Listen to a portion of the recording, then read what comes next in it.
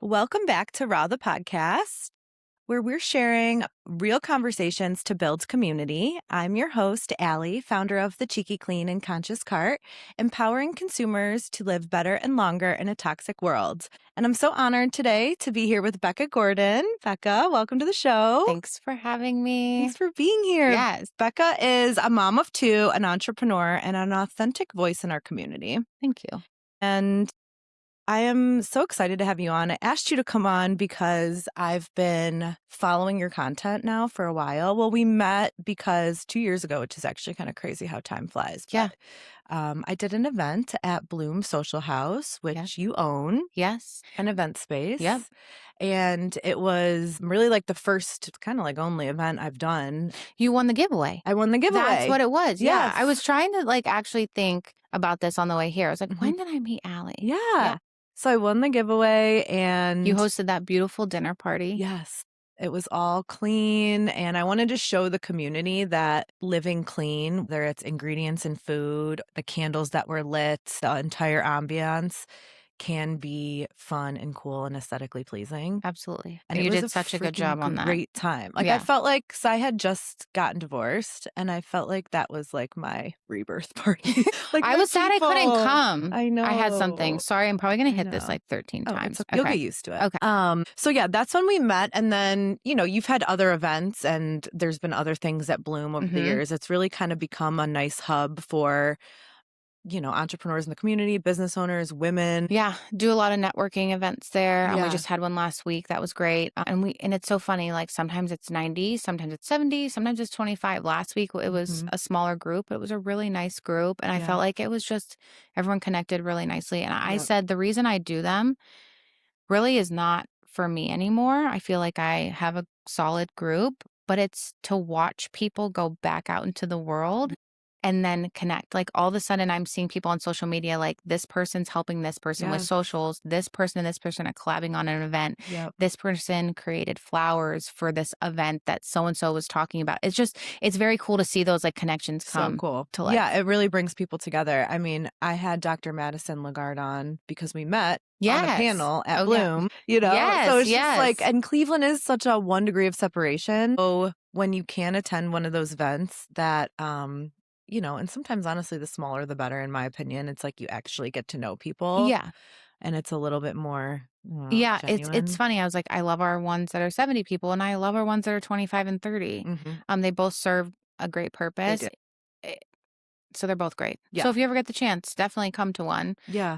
We'll have some more in the future. I think we're going to shoot for a summer one. People said they wanted it. Summer gets a little tough with vacations and stuff. Absolutely. But I think we're going to shoot for another one in the summer. It's such a great location because I feel like it's pretty easy for everyone to get to no matter where they're right at. off the highway. Right off Columbia Road. Exit. Yeah. And I think it's cool because you can do the big event with both sides, but then you can also rent half of it, which I had the kitchen side. Yes. It was perfect. Yes. So I didn't have a massive event. I wanted it to be a little smaller and more intimate. You filled the space like great for what you did, your layout and everything you picked. And it's a blank space that you can create whatever you want. And I think it's getting more popular. Thank God. Yeah. But, it takes a minute to, I think, get momentum going with any business, and maybe not for everybody, but I also think there's been this like ebb and flow where we're at a point where the in-person authentic relationships is going to be even more desired. Yeah. Especially with this like AI world that we're in. People want genuine, real connections. Yes. And sometimes that's really hard to get now over socials where it can be like is that manufactured. Real? Is it not? Yes. Yeah, for sure. So I think like your timing was great. And it's like you probably worked out the kinks. So now it's like smooth sailing. I think so. Yeah. I love that. So, and it's in the former space of one of your... Of Stella and Shay. Which, what, is like 10 years ago that you opened that? In next month. Damn, girl. I know. Congratulations. Thanks. Big milestone. Really a huge milestone. I know. The salon worker actually literally just flew in last night from a salon work trip, which I haven't had a work trip in a while. I found out last Wednesday I was going for a brand. It was a very, very cool event. And again, talking to a bunch of different owners from, I talked to people from Newport. I talked about people talked with people from Chicago, actually randomly North Royal, where we are. The girl owns the salon here was there. I know. And is her name Christine? Or is it Kristen? That would be crazy. So I have a friend actually who owns, she just opened, well, they've had it. Her and her sister own it. It's called Hair Hut. No, it's called, nope. I just remembered the name in my head. Okay. It's not that. So I was like, that would be crazy. That would be crazy. That would, but just talk to so many people. And again, those in-person connections and just getting to hear the way people do things at their salons, the way people do employee, W-2 employees versus renters versus it's so interesting. And I feel like I always am saying like, as a salon owner, like we need more of that because it's just like, sometimes you're like, I don't know where to go or I don't know what the situation. So it's nice to have some people maybe, and like not necessarily always in your community. Right. Maybe outside. And then learn other things, but in the industry in general. Yes. It's so interesting to hear like everyone, the way people do things or like how many. It's so interesting. Yeah. No, resources are so key. I think, there is so much more value in collaboration than competition. Totally. Yeah. Totally. Totally. There's always going to be, I think one thing that people have to understand, especially in our industry, is like there is always going to be competition. I don't care what anybody says. It's just the nature of the beauty industry. Like it just unfortunately is.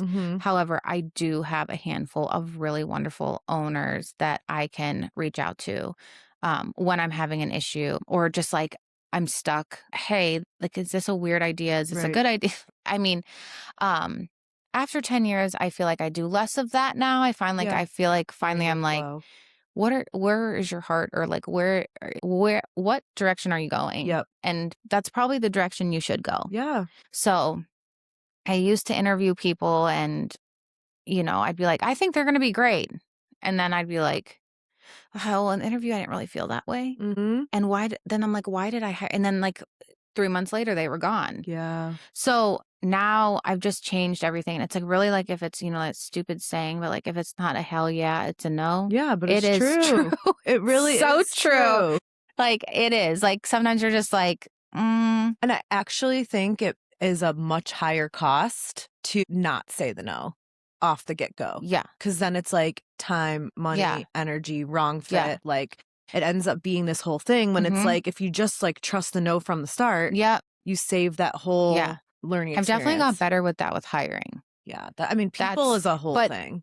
They can still fool you. Yeah. But one thing I will say about you specifically that I've always really admired since I met you is you are very natural at genuinely supporting other people in the community. That's so nice. Like really. Thank you. And that's not always, and I think in Cleveland too, because it's a little bit smaller, even, cross industry, like there can be some competition and like clickiness a little bit. Yeah. And I've always really loved the way that you like kick the doors open for other business owners. Gosh, that's so nice. It's so true. It's that one is of really the things nice. that I've really loved about you. Yeah, thank you. And you do such a great job of propping up other women and businesses in the community. And I think it goes such a long way because we all can rise this city together. Yeah, absolutely. Yeah. Yeah. I mean, we can do part 2 on that. Yes. Yeah. It's so true. No, but I think I know where I started and I feel like I'm not originally from Cleveland. So if people don't know that, that's I'm more from like the Erie, Pennsylvania area. Got it. So when did you move here? I moved here in 2011 and my husband's from here. So we were just dating at the time, but we were both like, okay, we're definitely getting married. Him and we go back. So we met in college. We always were like, we're going to get married one day. Where'd you guys go to school? At Mercyhurst, a small community college though.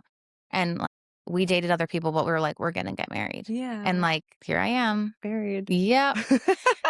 When you know, you know. No, like we talk about all the time and we like I had like a boyfriend and I was like, okay, yeah, when we get married. Oh my gosh. Hilarious. I don't know. Anyway, but so I moved here and I didn't know anybody other than like a few people from his family. I just I did not want to move to Cleveland. I actually was like pretty bratty about it, to be completely honest with you, because everything was changing for me. I had a decent job. I'm saying decent job in Columbus. Yeah. I owned my first condo there. A few friends, nothing crazy. I worked a ton, so I didn't really have time for friends. But I felt like a life there. And I was just going to leave all of that to move to where he was, and nothing got to change for him except for he got me. And I was like, you're like, I'm changing my whole world. And I was not thrilled about it. And then I moved here, and literally a year in, I was like, I can't believe I didn't want to move here. And honestly, it was for the better. I got closer to my family, 2 hours closer to my family, etc. It's been great. And I don't know, I really love Cleveland. I've always been raised in a very, really tight-knit group of family. Now that I have children of my own, like, I could not imagine being further than 2 hours away. Totally. And just like the ease of being able to be like, yeah, come for the weekend, or I'm going to go. It's just different. Yeah. And 100%. so like, so I it's think a blessing. Yeah. In your 20s, you should live it up. You should go live somewhere cool. You should do a bunch of cool things. You should travel. You should do all this thing.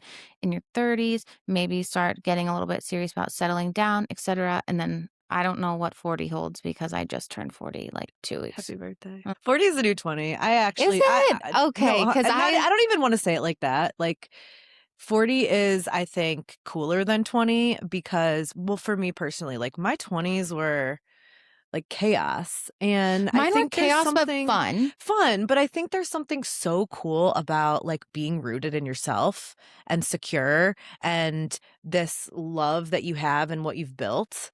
Family, what's important. Yeah. You know, your priorities are just clear. And I think there's a peace that comes with that.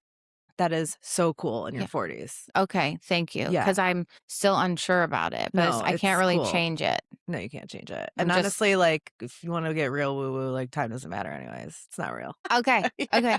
Time isn't real. Because a couple people recently, like, I'm like, oh, yeah, you know, I turned 40. And they're like, what? And I'm like, yeah. They're like, no. I'm like, I'm not making it up. Yeah, totally. Yeah. So we'll see. I'm only like 3 weeks in. Yeah, so girl. At round 2, I have a feeling like when you're like 42, you're gonna be like, I love this shit. Okay, I hope so. I think you're just like the numbers throwing you. It is, because I feel like I know what's next. Yeah, but no, you don't. Like, think how long 10 years is. I know. A decade, like, so much can happen. Look what happened in your last decade. Yeah, you're right. Okay. You know? Okay, so how did you get into the salon ownership business? Just curious. I mean, this is the easiest way. Long story short, I did manage the salon that I worked at in Columbus. Okay.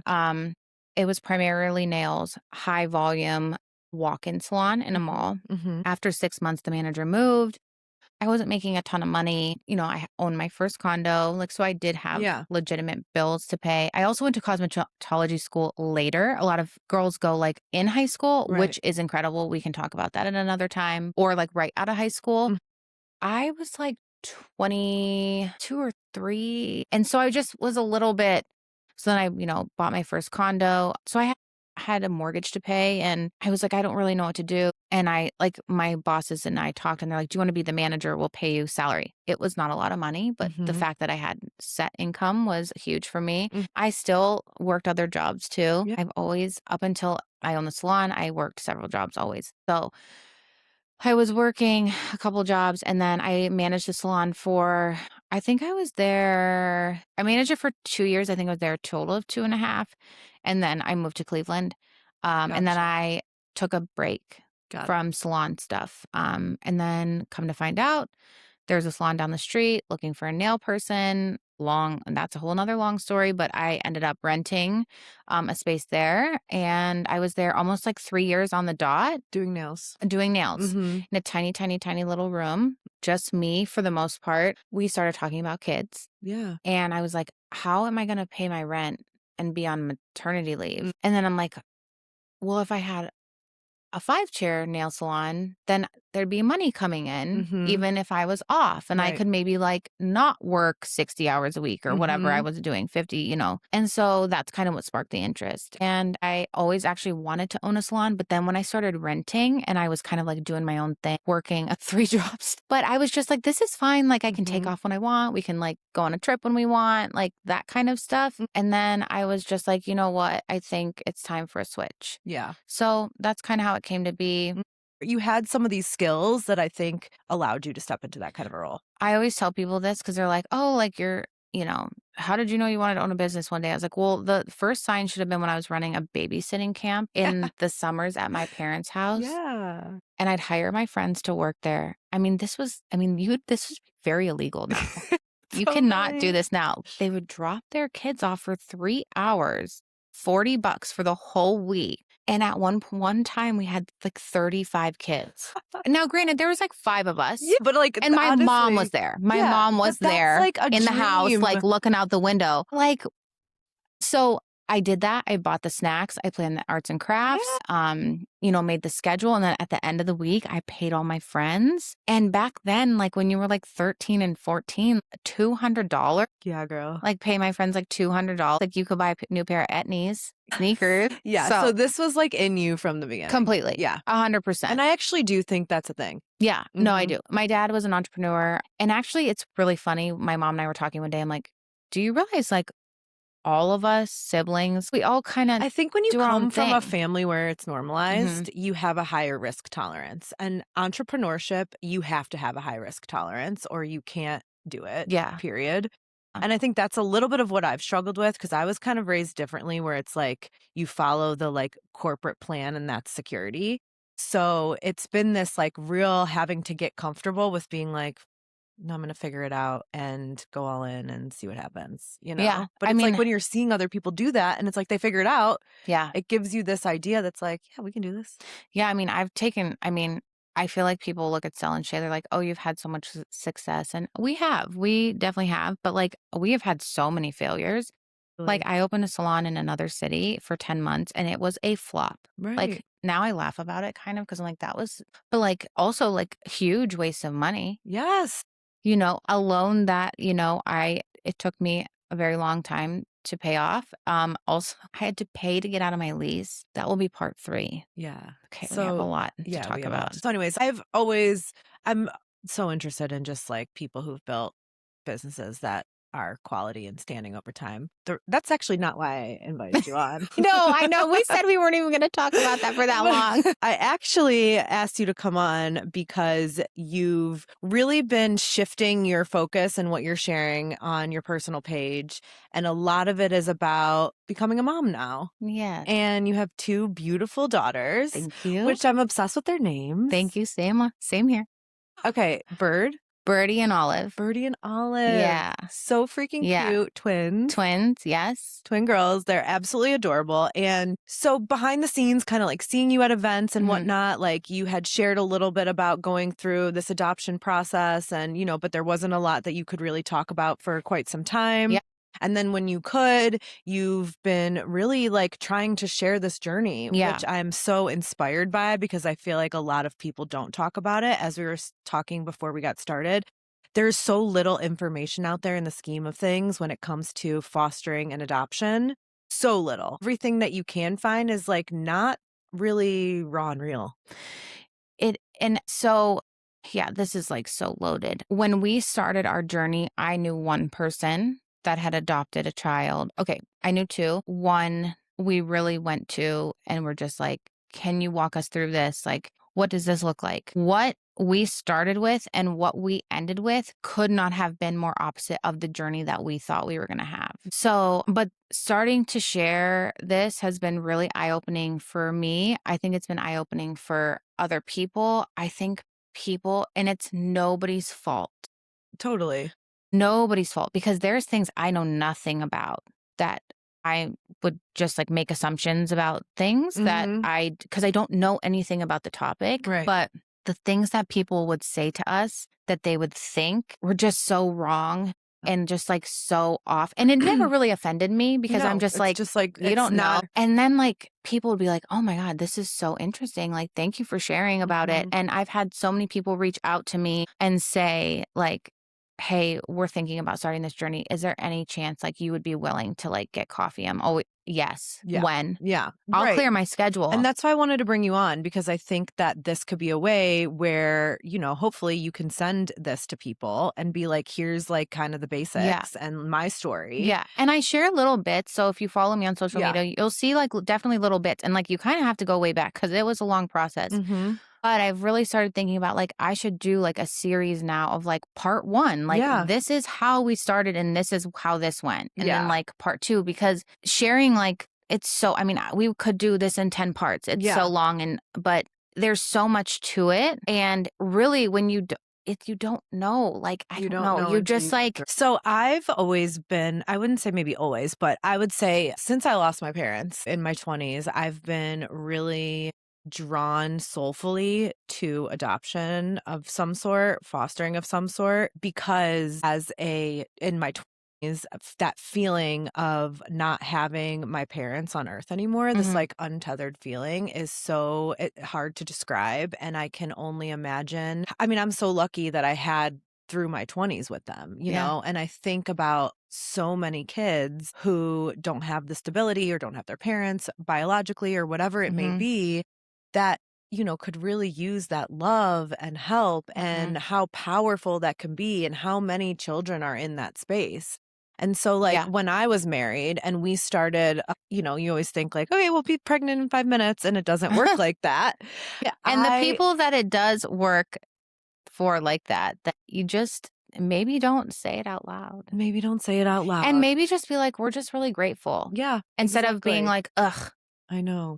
You just don't know who you're saying that. You just don't know who you're saying it to. We tried for like a year, and it like took a huge toll on our marriage, my mental health. I was in a huge job at the time. I never could have managed getting pregnant. So it's such like a blessing in disguise. Like, of course, now I'm divorced, but it is such a painful process, like not being able to conceive naturally if you want to. Yeah. But I started, you know, because like standard medical world wants to be like, well, let's start going down the IVF process. And I'm just not, and I never say never, but like I am not drawn to that. I don't know. I feel like it's funny. like We've never talked about this, but this so is much like on the woman, and like it's to each his own for sure. But here I am thinking like I'm with no parents. I couldn't imagine like maybe I could like save a life kind of situation. Like that just is so much more interesting to me. But you look online, you look everywhere, it's IVF, IVF, IVF, IVF. There's so many resources on that, but there's not a lot about adoption and fostering. And so you instantly just think like, it must not be possible. Yeah. And so you are like this example that it is. Yes. And so that's why I'm like captivated by your story. And I'm like, let's talk about it, because first off, I want to know, how did you guys even get to the point of wanting to adopt and go down this road? Did you try to conceive naturally? Okay, so this is not something I've ever shared like on our socials, but my husband and I did. Yes, we did try. I always knew since I'm talking like I can remember when I was like 6 playing with babies, and I hope everyone understands what I'm saying when I say this. It doesn't come up, but like I'd always pick the baby that didn't look like me. Like I had this little Eskimo baby. Yeah. And I like loved that baby doll. Like I was like, this is like my baby. Then my mom got me an American Girl doll because those were so popular. Right. She got me Kirsten. Yeah. And I was like, cool. I wanted it. I didn't care which one. I just wanted American Girl doll. Well, then remember, I don't know if the Look-alike Me dolls came out. I was furious. First of all, it looked like Kirsten because it's blonde hair and blue eyes. And I was like, why did you get one that looks like me? Like, why was I mad about that? But I think in my head, I just like kind of knew that I wouldn't maybe be able to have my own children. When my husband and I met in college, that's probably like one of our deepest conversations we had. It was like, I want to probably adopt a baby one day. Wow. So you really like knew this as you were even going in, like that would be something that I'd be interested in. Yeah. Cool. I've always struggled with severe ovarian cysts to the point like it took them like almost 2 years to figure out really where I was getting this monthly pain from. I had testing done. I had blood tests. I had sonography, internal, external. I had all these tests done when I was like 16. They could not figure it out. Yeah. And then finally one day they figured it out because it must have just been like the right time that I went in that they could see. So that was like a 2-year struggle. Diagnosed lightly with PCOS. I don't know. So basically, I told my husband, he said, I'm fine with that, but I would love to try to have our own, and I'm still okay with adopting. And I said, I think that's like, we're meeting in the middle then. Totally. So I said, let's try. So we did. And then I said, I will do IUI because I feel like it's not quite as invasive. Yeah. And I feel like then I will feel like I have gave it my all. And he knew I was like a no on the IVF. And he was like also like just odd because he was just like, okay. Love that. He wasn't like, why? Like, he was just like, okay. And maybe it's because he didn't really know much about it, talking about this like so many years ago, but he just was like, okay, like that's fine. So we started, we went in to a fertility specialist in like November or November of 2019 or January of 2020, one of the two, right around that. And then I went in for like a talk. He couldn't go with me, so I just went by myself. I was there for 4 hours. They're like, okay, we're going to run all these tests. And I was like, right now? So they ran all these tests. They did all this blood work. And then they said like, okay, if you want to do IUI, that will be like our next talk. And then COVID. So they basically were like, unless you're actively like in this, like you can't do anything. Like we're not, bringing people into the office for this. So one night it was in April, which my birthday's in April. And I just said, hey, I don't know how long this is going to be like this. And I said, do you think we should just get some more information about adoption? I was like, I also don't know how long it's going to take. Like maybe we just need to get the info and then decide like, and he was like, yeah, let's do it. We signed with our lawyer in May. So we had a couple phone calls and signed with the lawyer. So that's step one, is getting a lawyer for it. So that's where the story really flips around. No, not necessarily. Our lawyer ended up, I never really got this really strong, good feeling with her. Very odd. So you reached out to her and were basically like, we are interested in adoption. And we know someone that's adopted with you. You come highly recommended. There's not a ton of adoption attorneys in Cleveland. Right. Slim pickings. So, she gave us all of her stats. We were like, okay, yada, yada, yada. A lot of meetings. We paid our retainer and then we made our book. Yeah, I'm just like, I feel like she just like vanished.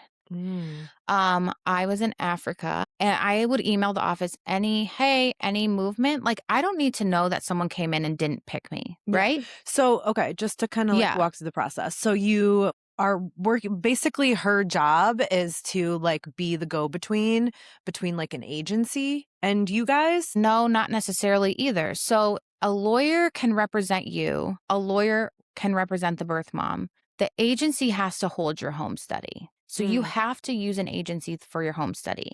What's a home study? Home study is when they come in and they learn every single thing about you. I'm talking everything, everything. So when was that in the process? So we signed with her and we had to do several interviews with her. Got it. And then she kind of turns you over to the agency and she says, okay, now you're going to complete your home study. So they're going to be in touch and they're going to send you the documents you need and everything. So we started that process. In this time, the world, whatever you want to call it, semi-open back up. So the salon got back open. Like, so we kind of like, both of us got a little crazy with work and we kind of just like set it to the side for a minute. And we got an email one night that was like, hey, like it's been 90 days. Like we need you to submit one thing. Like, cause if you don't, we have to kind of like restart. And literally that was like so we literally like got all these documents, started scanning them, started sending them over. Cause we're just like, okay, we just need to get like the ball rolling. So it wasn't that we were putting it, we just like really like navigating a salon and 35 employees. It was like things just moving slow and it's so much going on that we just kind of like, okay, we'll get to this like in a second. So we did that. Then we started with an agency to do our home study. That is like the most invasive thing. They want to interview. First of all, you have to get letters of recommendation. Then they want to interview you together. They want to interview you separately. My interviews alone were 6 hours. 6 hours total. So like an hour and a half, then an hour and a half, 2 hours. I was also building out the salon in Pittsburgh. Also, nobody knew we were doing this. So I would go to Pittsburgh, work on the salon, and then be like, oh, I have a meeting. Yeah. And we had an apartment. I'd run across the street to the apartment and then do these adoption interviews. It was crazy. Did you guys choose the agency or did the lawyer? I think the lawyer did. Are there like a lot of agencies in Cleveland? There are several. Ours was Open Arms. Okay. They have 2 offices, I believe. They've been around for a while, but ours was Open Arms. And then another question. Yeah. So is this a situation where you were like, you work with the agency and we're like, we're open to fostering or adoption, or this is just adoption? This is just adoption. Okay. So that's why like it really did a total just flip around for us. So we did and then we officially got licensed in the following June. So basically 1 year. Does it take 1 year? No. But I would say like if you do everything really, really fast, 6-ish months from like signing to like getting all your home study stuff completed. And you do recommend having a lawyer for it? Well, no, not now. Yours dropped the ball. Yeah. Yeah. So it just wasn't the experience we thought it was going to be. And, you know, she's like, don't like to take too many families at once. Like I keep it pretty small. Like 20 is the max I take. But like right now, she's like, I have like 8. So I'm like, okay. And you're like thinking too, I'm cool. Like we're great. Right. Like why wouldn't someone pick us? Right. Right. You're like, so we're like the perfect fit. Yeah. Come on. So you make a book. And then when birth moms come into the lawyer's office, they have books they can look at and they can take them home. So they don't have to look at them in the office. They can take them home. And then you're also like, oh, cool. There's just a book floating around Cleveland about me. It's weird. It's kind of a weird thing. It is. With a lot of pictures of me and my family and like kind of weird. Yeah. So we did that. And then this was like the craziest. So we had emailed, hey, any movement? Hey, anything new in the office? No. Oh, we're going to go to these. Like we have a couple, you know, stuff's really slowed down since COVID, like COVID. But then they'd be like, oh, there's going to be a bunch of babies coming because like 10 months after Valentine's Day is this day. Like, okay. Like, so it just was it was getting a little fuzzy. So then I'm in Costco one day and I see my lawyer and I'm like, with my card, I'm like, hey, blank, lawyer. Hey, lawyer. And she looks, I can remember this like so clearly. She's like, and I'm like, I'm Becca Gordon. I'm one of your active families. Like, I just finished all my paperwork. Like, we sent you our books. Like, she's like, okay. And I'm like, what's going on? Something is going like, and then she's like, yeah, she's like, you know, gotta get those books out there. Gotta like said all this like bizarre stuff. I left Costco. I like dropped my wallet. I dropped my receipt. I like walked out of Costco in this daze. This person come chasing me, ma'am, like your stuff. I'm like, what? Huh? I like called my husband in the car. I like sobbed. I was like, this is not right. I don't think that she even cares or like is working for us. And that's the whole point. And you're paying her so much money. Yes. So fast forward, I was in Africa. I get a phone call from her. We were so removed from her at this point that when she called, normally if they call, it's about a baby. I was just like, hey, I literally, like, that's how removed we were from it, which is like not great. And she's like, hi, this is lawyer. And I'm going to sell my practice. So like, what do you want to do with your money? And I was like, okay. So prior to this, I had explained to our social worker who does your home study, I'm like, I just don't feel good about this. I'm not feeling good about this. I'm not feeling good about this. I was like, can I please go on the agency website? Can I please go on the agency website? That's for waiting families. So that's if you completely go with the agency, which we could have gone with the agency. Right. You just thought that again. My husband felt a little more comfortable doing just because it's our first time. We're very new. He's like, I feel like there's some protection you also with the lawyer. Had a resource who told you they worked with them. And you're like, okay, this is what someone else did. Yeah. Like, makes sense. And so I think they finally started feeling bad for me because I was like, this is just not feeling right. Like, so they were like, yes, you can join the agency. Here's where to send the check. Right. You know, there's money. Yeah. And we were just Would you be willing to share like what type of price point it is to usually work with a quality adoption agency? So that is also a loaded question. Right now, they're saying like the national average or nationwide average for an adoption is $70,000. Really? Yes. However, that really that's so hard to say because there's so many factors that go into that. Like, are you going completely private? Are you going now there's adoption consultants, which that's kind of a cool model. They work with tons of agencies. There's actually one in Cleveland. A consultant? Yes. Might be called RC Adoptions or something like that. But they are a consultant company. There's one in Florida I follow. Yeah. I mean, she gave us like papers on the last 15 adoptions that she did. And the pricing with the lawyer went from like 20 to 45. That was also 6 years ago. Yeah. I don't know. Yeah. I'd say plan for 40. Yeah. I mean, it's not that different than IVF. Yeah. The only thing is like a lot, there's not really like insurance, but there's grants, which we can get into that. Yeah. But there's grants, there is funding, there is help. To like help you. Yeah. Yeah. Yeah. Yeah. But I mean, Mm-hmm.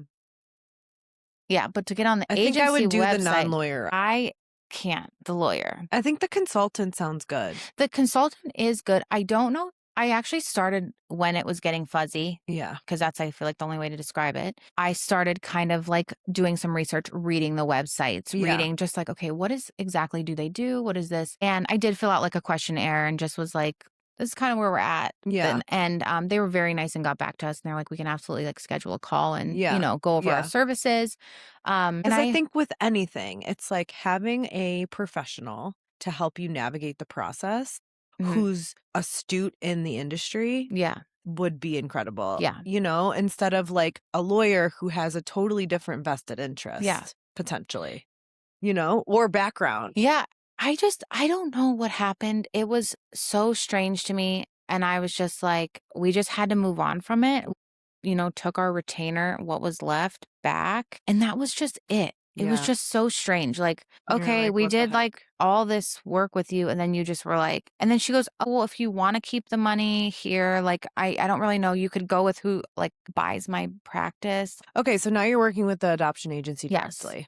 Okay. Yeah. And then they have like all like you're in the system basically. Yeah. And it's like now birth mothers have access to seeing you and potentially choosing you as a family. Yes. And we did get licensed to foster during our training and which I didn't even go into that, but after you do your home study, part of your home study is classes and training. It's 30 hours for each of you. Because it was still COVID, all of it was online, but it used to be half in person and half online. So, now they've switched back. It is half in person, half online, which we had to do last time. But now they count live classes as like in person. Yeah. You can still like Zoom them. They just have to be like live. They can't be a recorded training course. Yeah. Yeah. So you have to do that. Which I think sounds like, it's probably helpful.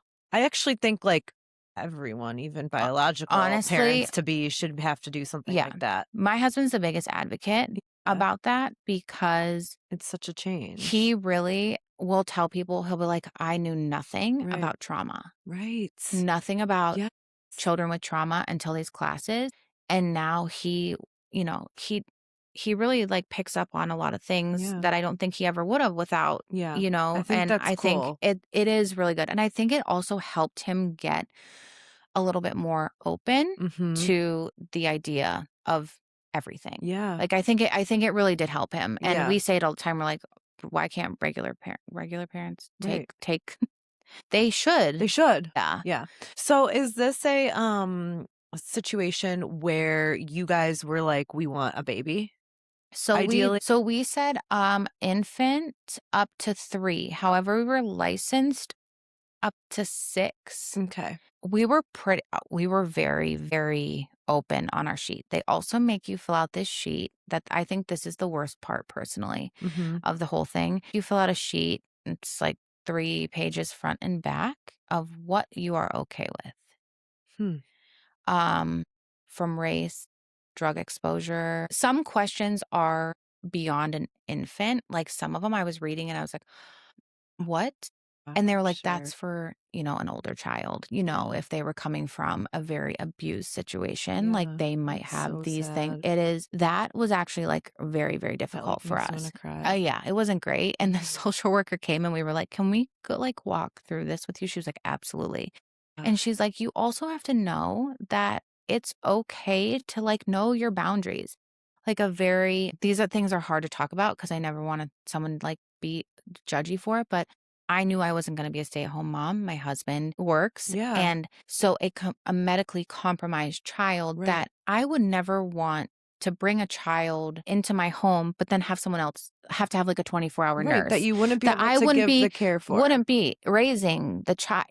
Like someone else almost would be doing the care because it wouldn't be able to be with just a babysitter or go to daycare. So that was kind of a boundary for us that we knew like we wouldn't be able to do. And we also said,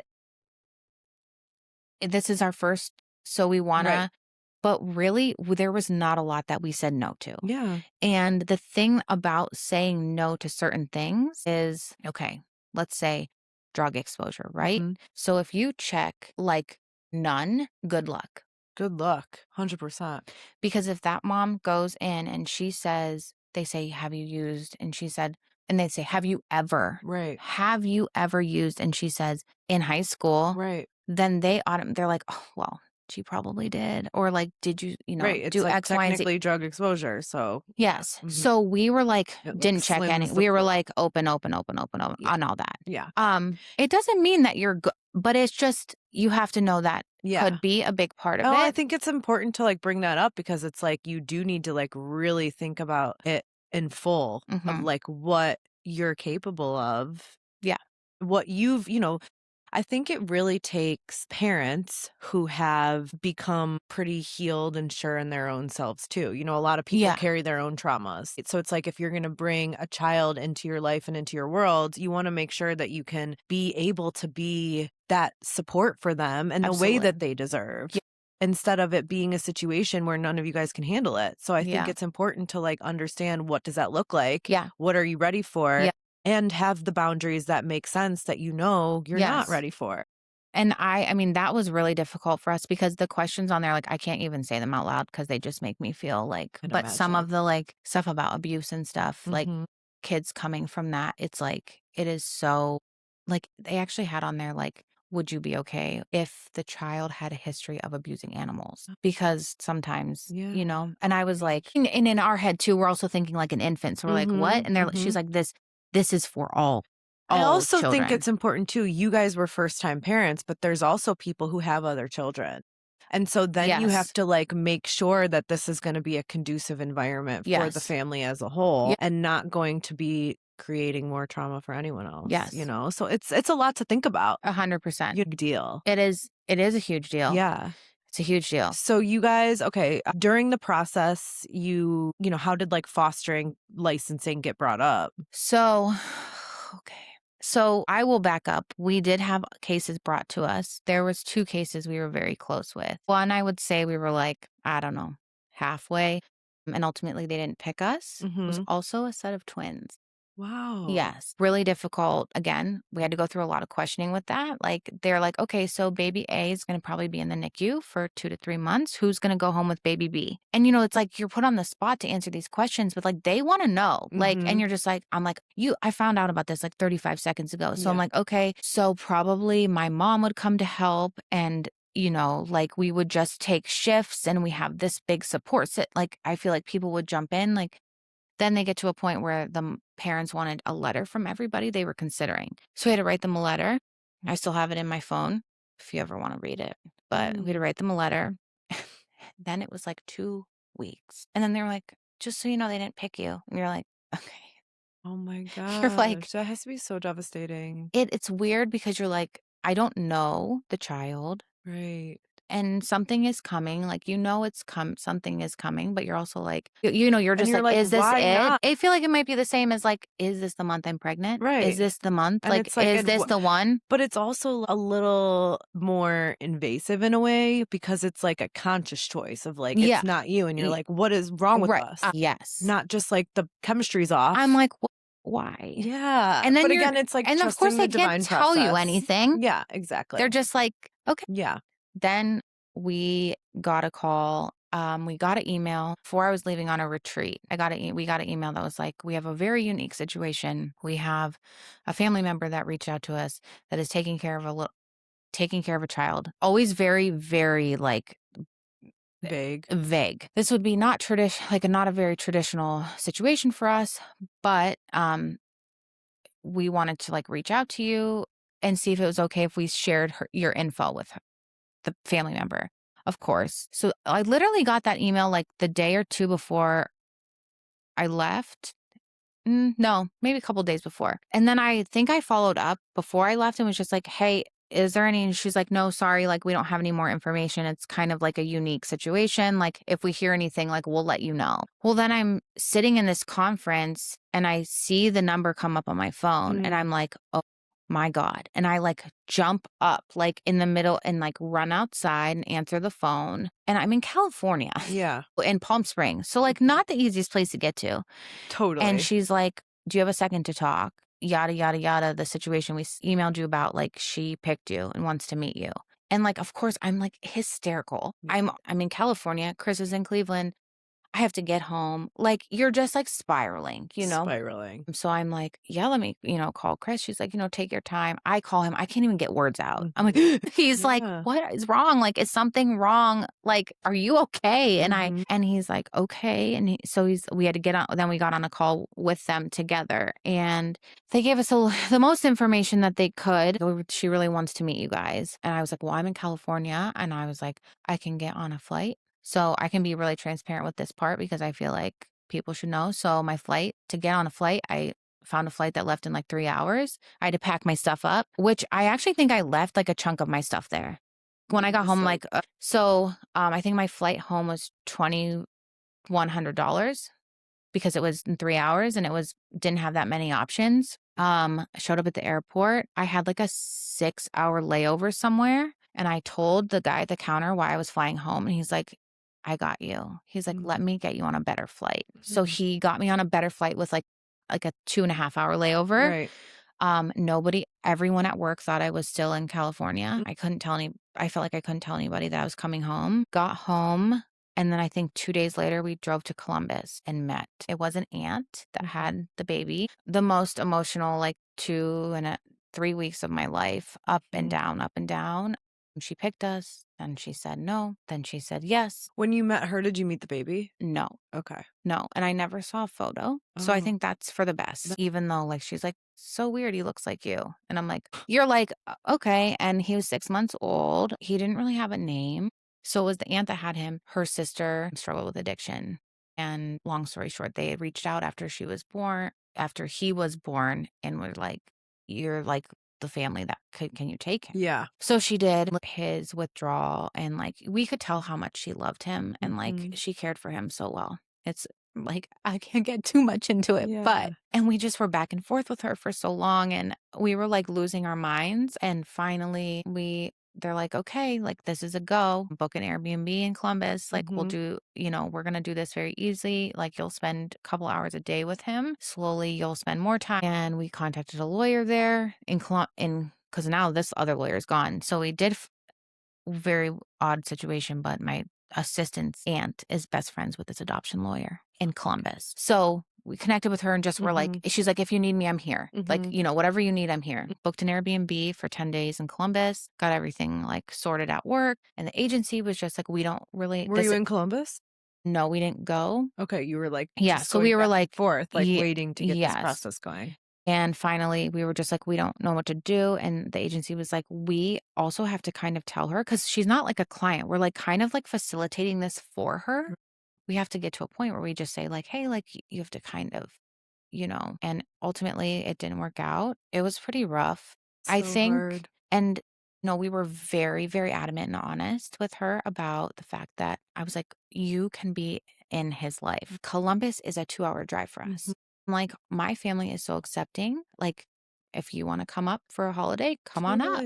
And she was very, very open to that. And we were like, we promised. And truly, like I still like feel like that wasn't something we were so like strongly like we are like we want you to be his aunt. Like she's like I don't want to be his mom. She had kids, was going through a divorce. Her kids were older. She's like I'm gonna put one of my kids in college. Now I'm going back to newborn. And we were like, we get it. And like, you can still be the aunt. Yeah. And he can still have these cousins. Ultimately, I think she just was so attached to him and I can't blame her. I cannot blame her. That's what's so hard is it's like, emotions from all parties involved. My gosh. Yeah. Wow. So that's when you said, okay, we'll do the foster. So that was in May that all of that went down. I like literally looked at Chris and I was like, get me out of here. I don't care where you take me, but you got to get me out of here. Like I need a weekend. I need to not think at all. I really felt strong up until that point. Yeah. And then I was just like so crushed and like she would be open and be like, I work a lot and he's at daycare and I don't want him to be at daycare. She's like, would he be at daycare with you? And I was like, well, we plan to have like a nanny, and Becca also plans not to be home a couple days a week. So he won't be at a daycare, and Becca will also be home with him. That's still what I do now. I'm home a couple days and go to work a couple days. And so I don't know. Yeah. And then you're just like questioning yourself. Yeah. Like, am I ever going to be picked if I don't hey, I'm going to let's quit my job. Yeah. Yeah. And like, yeah. That's such a mind fuck. Isn't that's the best way to it's a month. Yeah. That was rough. So then fast forward to July, a friend who has a friend that I do know, and they messaged me on Instagram. Also, in the midst of all this, I would just like to tell you that people were trying to scam us. Like, I got something that was like, and so finally every person that would message me on Instagram about like, oh, there's a baby, I'd be like, here's my agency's number. I'm like, I'm not even entertaining. Like, I'm not entertaining it. Yeah. And a couple of them called. And they're like, do you know this person from? I'm like, no. I'm like, if they don't I'm like, Yeah. So I know these people, and they reached out on Instagram. They're like, hey, like, we want to like talk with you. And I was like, this is also something I've never shared on social media. They reached out and said, hey, we want to talk to you. I'm like, well, here's my cell. They're like, not really a phone conversation, kind of an in-person thing. I was like, okay, I think I know what this could be about. So I'm like, you want to meet at my office on whatever day? So they come in, we go in my office, and they're like, so they have, at the time, we're fostering twin boys.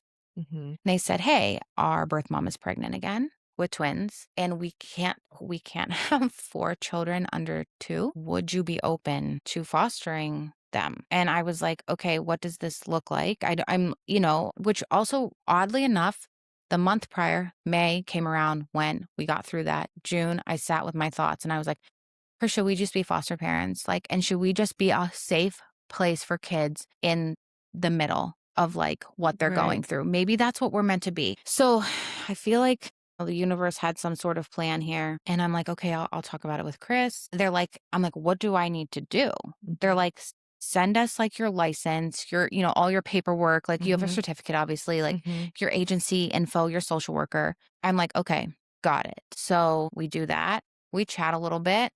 Actually cold called a couple people and was like, hi, I'm so-and-so. I know who has the biological twin brothers to these children that are going to be born that need somewhere to go. My husband and I are licensed to foster. We're licensed to adopt. We've been waiting. How do you know the foster parents? Like friend of a friend kind of thing? Yeah. Okay. Friend of a friend. And I had known they had the boys too. Yeah. I had known and I had kind of known the situation and the journey. They're like, okay. And I mean, I was calling everybody I knew that I could like even have like the slightest bit like, hey, do you know this person? Hey, do you know this person? And so that's July. We go to August. We go to September. Oh, I also say, do you think they're going to want us like to come in and interview? Like, I'm so used to being interviewed at this point. They go, no, they'll just call you. Yeah, the fostering side of things seems to be a totally different vibe. I said, what? What do you mean? They'll just call us. She's like, yeah, they'll just, they want you to take them, they'll just call you. I was like, without an interview. Interesting. Yeah. So October comes, November comes. Woke up this one day, terrible mood. I'm not a bad mood person. Something has to be really wrong for me to be in a bad mood. Woke up in a terrible mood. I don't know why. I had nothing was wrong. Go to work. She's in getting her hair done. The mom, the foster mom. Got it. She's like, hey, I'm here if you want to come out and say hi. So I go out there. I was like in a bad mood. I was like, hey, how's it going? Like, I was just, I don't know what was wrong with me. And all of a sudden it dawned on me it's November. And I'm like,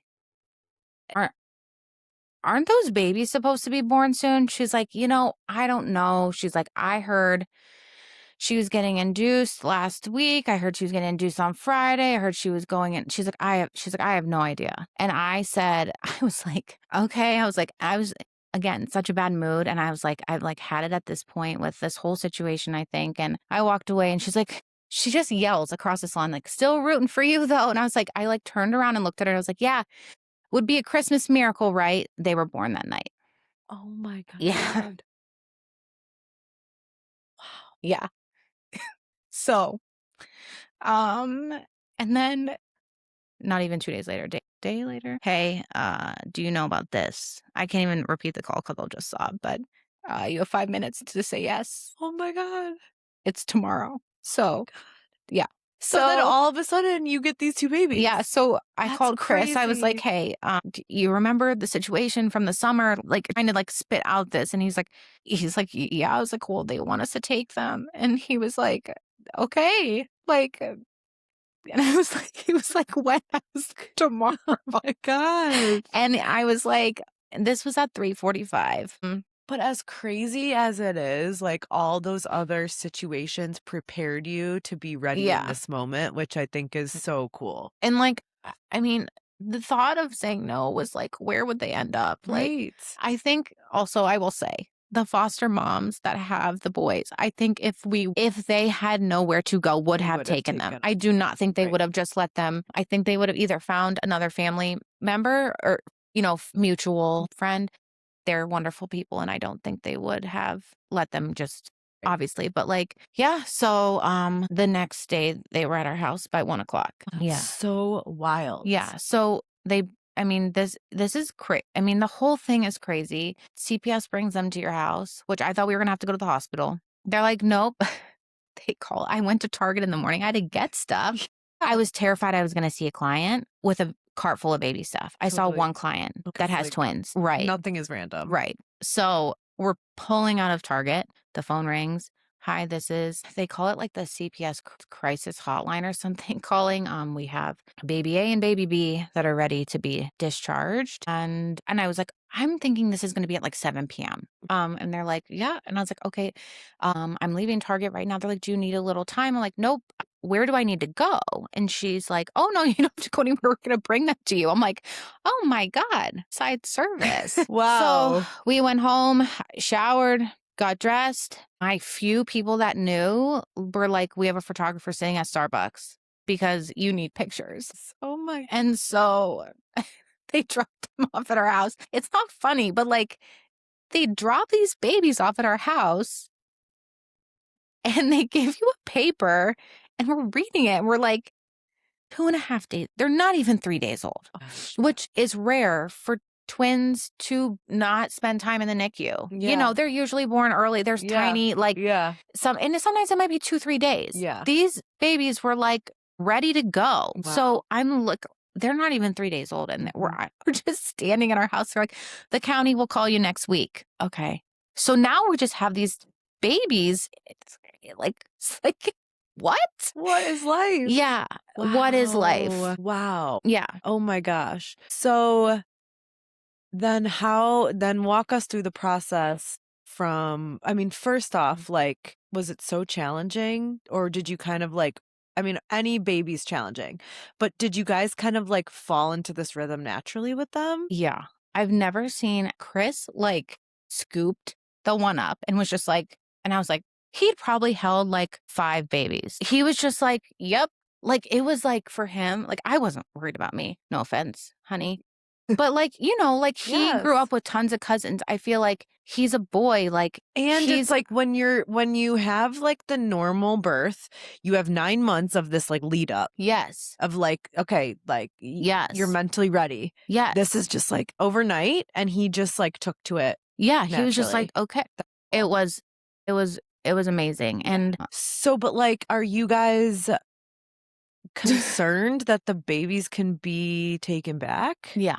Right. Because fostering isn't adoption. Correct. Right. So we just, again, we're like, okay, like, what does this look like? So of course, the next week we do talk to a county. We do get a county social worker at this point. She comes out. I think the first time she came out was that following week. We learned a little bit more about the history. We learned about the birth a little bit. And they were just like, this is the way this works. Because we had no idea. Yeah. Like, we really had no idea. So EC is emergency custody. PC is temporary custody. And PC is permanent custody. So EC is what we got. This is emergency custody. There is no one to take these children.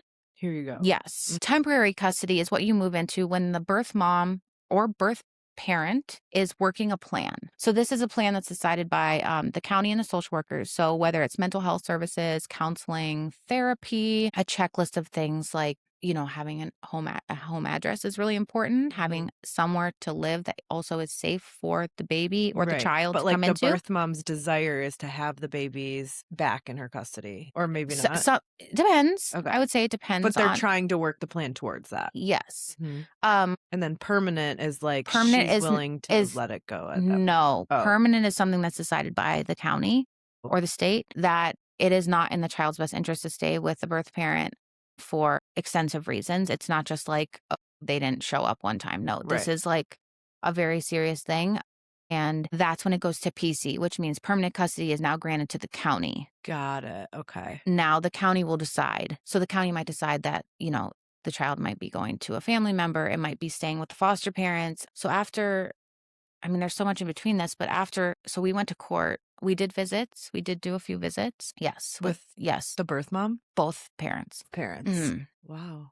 Yes. It's a very weird. That's a weird dynamic. Yes. It's a very weird dynamic, because being on the other side, being someone that knowing that like you had the opportunity, like that was a really hard thing for me. Like, and it's weird because you're like, I'm so happy. I'm so blessed to like be able to take care of these little humans and like provide a safe place, food, clean diapers, a clean home, baths, all the things. Like, and like I would leave and be like, don't you just want to fight?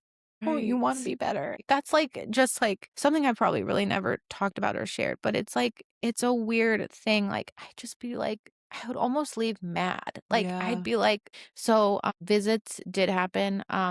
Till they didn't. Not anything we're required to do that. So we would always show up and make sure that the babies were there for their visits. And it was just if someone also showed up. So, and so then you guys like started the process of adoption. So then we went to court. Yeah.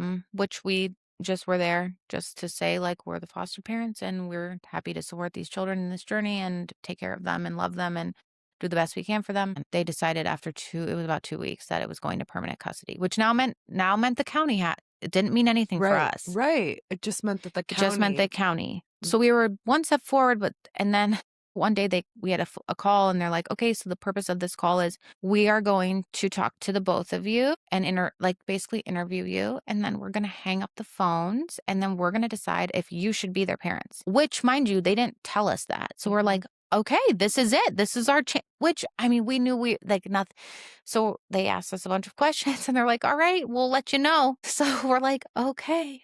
Like, and every single time any like news came, anything, Chris and I were never together. Yeah. So we're like, he's at work, I'm at home, and I'm like, do we find out in like a week, a month, 2 months? Like and then later it was like, they're going to stay with you. But as crazy as it sounds, literally nothing is final till it's final. So we were just like, okay, like we have to keep this in our mind and we just have to push forward, do our paperwork, do everything we're supposed to, and just know that there are unusual things that happen in this process and something could happen. It's really scary. Try not to think about it a lot, but it could. Yeah. Wow. Yeah. And so once they awarded you guys. So basically you go from PC, then you go into the adoption process with the county. So then we have an adoption assessor. So she came out and did visits. Social worker came out and visited. Lots of people at her house. Yeah. All the time. Checking things out. She wanted to see us with the girls and she was wonderful. We loved her so much. And she's an amazing human. And then they're like, okay, like you've done this. We had more paperwork. We had a ton more paperwork. Can't remember what we had to do. Meanwhile, in this whole process, we also have to re-up our license. Yeah. So we had to do 30 hours of classes each. We had to do all the, you have to do like a quarter of the paperwork over again. You have to resubmit the financial. So we redid that. And then, so June of last year, sitting in a parking lot and I got the email. It's like, here's your adoption date. Like, and they've said like, that's the next thing you'll get. But I'm also like 3 months, 2 months. Who knows when? Yeah. And it was like 3 weeks out. And then you go to, like, you have your date where you go to the courthouse and you shared this, which is like such a beautiful moment. I'm going to cry. Yeah. That video is crazy. I just like posted it and then it went like extra viral. So how old were the girls officially at that point? Like 19 months-ish. 19 months. And like, what is that feeling like after going through all of this to be like, this is our family? Like, was it like pure relief?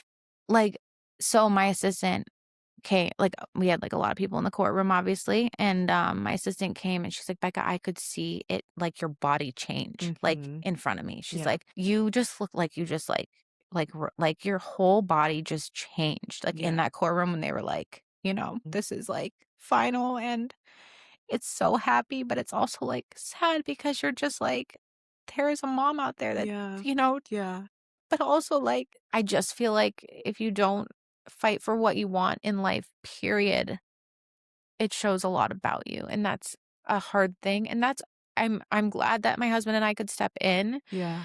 but it is still a really difficult And I thing think to to, like. witness that so closely is so Yeah. disheartening. And I think so many of us aren't aware of that dynamic. And, Yeah. even to your point where we started this podcast, as it's like, what a blessing that people take for granted Yeah. to just like get pregnant, have a baby. Yeah. Like, and it's like, wow, there are so many Like, people who aren't. yeah, and it was 600 days, which Mm, from day they got to our house to adoption day was 600 days, and that's not that long. There are kids that are in foster care for 2,500 days, like 100%. Yeah. 3,000 days. It's like, So, and their biological brother. so yeah, so they were in the courtroom that day with us. Yeah, What? we went to their adoption day. They came to our adoption day. Wow. We get together How with cool them. is that? It's really strange because both of them look like one of the boys. Not strange. I shouldn't say that. It's cool. Yeah. Like, it's wild to me. That is Like, such an interesting, it is, and the two of them I never thought looked alike. The two I was like babies, twins. Yeah.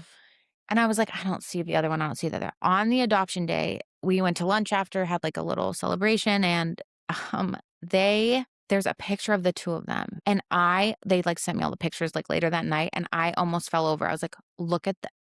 They're like, that's what we've been telling you. I'm like, I didn't see it. Like, now I see it. So Cool. we're getting together with them this weekend at the That is park. so cool. Yeah, they come over we do family pizza nights. Yeah. Yeah. Wow. And their moms are wonderful. It's really great. And then they also have another brother, which we also have a relationship with. He is with his paternal grandma, and he's a half sibling, so same mom, and he's a sweet little guy. And we see him, like, last year we went to Memphis Kitty Park all together. Cool. And we did like a big Christmas celebration with all of us. And Wow, how cool is yeah. that? Yeah. It's a pretty cool story. I mean, there's like so much more I didn't even. So are you planning on so now being in the foster system, like do you get calls still? We don't get calls. So Or are you kind of like on hold? yeah, I think we're kind of on hold. I know with the agency, you have to, from 6 months or a year after the adoption date, Yeah. you have to wait. We talk about it for 10 seconds usually. And Yeah. then someone spilled Cheerios. Oh, Yeah. someone needs us. So you're not like sure you're done, but you're not sure you're not. I don't think we're done. Yeah. I don't think we're done.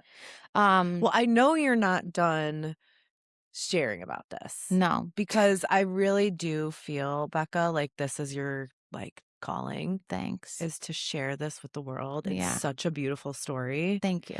And also a powerful one because Thanks. there are these elements and aspects to it, like of dynamics that we talked about today that I've never even thought about. And you wouldn't unless you've lived through it. And to your point, it's like where you started versus where you ended.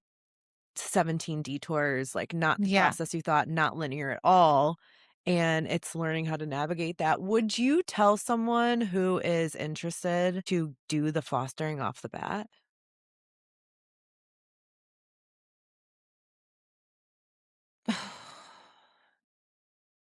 That is so difficult. This is what I want to say about that. I have two friends right now. I can't understand at all why it's not about why it's not about the safety of the child. Yeah. That's the bottom line for me. I mean, we all see the news, and it's pretty scary. I think if that's where your heart is, I say go for it, but you just have to know. You have to be aware of like what the reality is. Yes. But then you hear these stories about people that are like, we said no more. We got a call. They asked us to take this baby for a month. And 3 years later, they're adopting it because Right. You so just don't know. I really don't, and I don't know what is next for us with, I will never ever take our situation. I will never take it for granted. I Right. will never It ever was meant forget to be. also what we went through to get there. Yes. And so I don't know. Yeah. I don't know. Yeah. I don't know. Yeah. That will be like part 40. Is But there anywhere outside of yourself, where can people find you? so my personal Instagram is it's Becca Gordon. Yes. At Becca Gordon or I think, yeah, at it's Becca Gordon. okay. Spelled just how you think it would be. The salon is Stella and Shay if anyone wants to follow along there. And so if But people have questions or would want to like connect with you, would you be open please, to that? yes, I get a lot of messages about like, hey, my husband and I, or my partner and I, Mhm. or I'm single Uh, and I am looking to start this process. Would you be willing to get coffee? And the answer is always yes. And here's the thing, if you get me to sit with you, and I will sit with anybody, like I am going to be honest with you. yeah. Yeah. I think I wish I would have had somebody that we had wonderful people, but we had one. Mm, And it's hard because it's you're hard. like, oh, we're just going, this is how it's going to be for us too. And they had a struggle too. They had a placement fall through that Mhm. they had a baby shower for and Mhm. everything. Mhm. But it is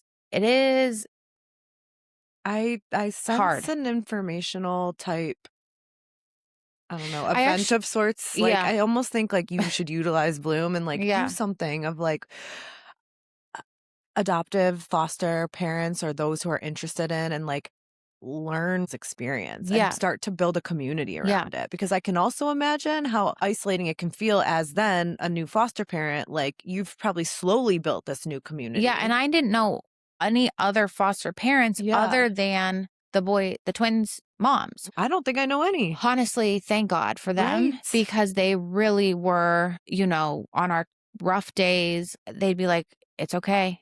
This was us. Like, just push through. Yeah. Like, Lived you can do what experience, you there's can. nothing like it. And when we Yeah. can share that, it's the most powerful thing. So we really, I mean, we owe them a lot because Yeah. they really like helped us through Hmm. that. Other than that, though, we didn't have anybody. Is there any resources that you're aware of now that you would? So not really that I Right. can think of. There is a foster closet that I've gotten a little bit involved in near downtown Cleveland. So they do a lot with foster parents and Like a nonprofit type thing? yes. Yeah. I would say they probably have some resources. Like if I reached out to them and said like, "Hey, I have somebody that's da-da-da, could you point us in the right direction?" Yeah, but please like reach out. Yeah. My husband and I are happy to talk. I went to coffee, maybe it was 6 months ago. Mm. Oh my gosh, with this girl who really got put through the ringer with an adoption thing. I mean, I told her like within 5 minutes I said I have a full pit in my stomach. I don't like the situation. Yeah. Um I just messaged her on Instagram. I was like, "Hey, I'm like, a new adoptive mom. I'm happy to chat with you." And we literally met for coffee and talked probably for an hour and a half. I love that. But yes, please reach out. I'm really Yeah. happy. And like I don't, if a lot of people reach out and be like, "We haven't told anybody, like your secret's safe with me." I love that. We were pretty private in the beginning. We were actually really private when we had the lawyer. There Mhm. was like a handful of people that knew Yeah. because we really just wanted to like kind of navigate it ourselves. Mhm. Um, but then we realized the power of social media, Yeah. which comes with some scams, comes with some weird things. Right. But, Wow. Yeah, and like had you not. and a lot of people that have been open about adoption, their birth moms have found them on social media and been like, Right. hey, like, and here's the thing, that's a whole nother, because it can be a scam. Do you follow Bella and Dalton? I'm going to send you, they got scammed big time. They thought this woman was The twin birth mom? girls and full scam. Oh my And gosh. now they have 2 adoptive daughters, and it's amazing.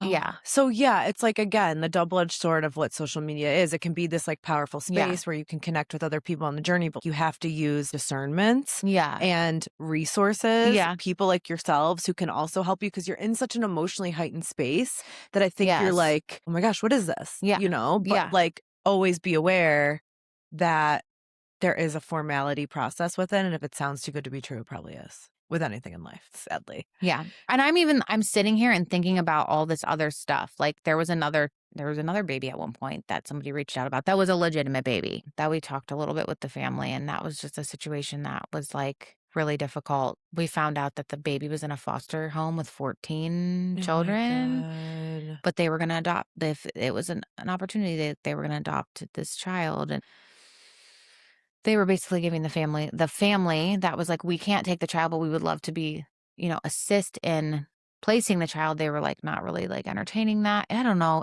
It's loaded. It is loaded. It is heavy. It is a lot. But if you can get through it, there's so much come out on the other side. I don't know. It's like watching you now with your girls. It's like, wow. They're the best. And it's just so incredible and I knew that behind the scenes there was a journey. Yeah. So I'm so grateful for you sharing. Thank you. I'm sorry. I feel like I really chatted your ear off, but no, it girl, is like, it's like something it's not just a linear story. And I think that's what's so cool. It's called Raw, the podcast. True. So true. we really, like, the reality of shit, Yeah. and the beauty that can come, but oftentimes it's from challenging learned situations. And as I've always said, like, you can learn more from someone else's real experience than you can out of any textbook, but it takes the bravery of someone to share. So thank you. Well, that's really nice. I appreciate that. No. And you're such a good mom. Oh, it's incredible to witness. I love it. It's so fun. It's like inspiration to so many. Yeah. I never thought that I would be like, I don't know. I'm just like a completely different mom. This is another thing I will tell you.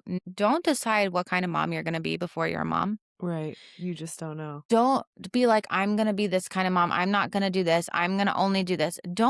Why are you deciding that? Right. Like, I really feel like I have blossomed into the perfect mom for my girls. Yeah. And so don't put that pressure on yourself. Just like get there. And just take it as it comes. And be present. Yes. Mm-hmm. So hard, but so worth it. And it's the best. And like, I wouldn't trade our journey for anything. Like, if someone was like, you have to do it all over again, I'd be like, okay. Yeah. Like, I'll sign the papers. Yeah. I love that. I mean, tears and tears and tears and so many things, again, that I didn't share, but really too, like, I will tell you, if your partner, spouse, significant other, whatever, is not on board with this journey, this is a different journey than trying to have your own children. Yeah. I don't necessarily think it's the right journey, because there is a lot that comes with it. Absolutely. There's a lot of work on the front end. There's a lot of work on the back end. And then there's a lot of waiting. And if you don't have someone that can support you through the waiting and just be like, hey, like, we're going to be okay. And to keep push the forward. faith. Literally. That is like so, so, so important. And like, I found myself like, I mean, you can spiral, like, and you can get down, but really just that's super important. So I would have a lot of conversations, a lot.